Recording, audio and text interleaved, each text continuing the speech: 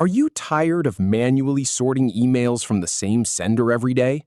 Learn how to auto-label them in under 2 minutes.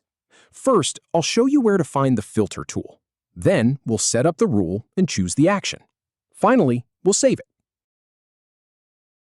Start by navigating to your Gmail homepage. Then, click the filter icon right next to the search box at the top. In the From field, enter the email address of a specific sender you want to filter.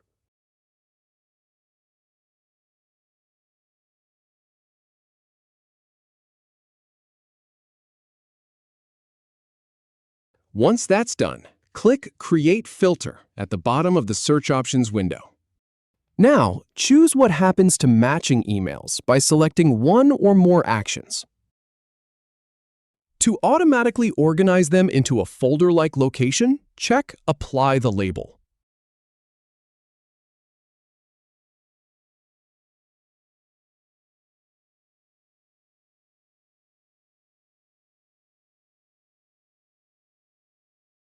Finally, save the filter by clicking Create Filter.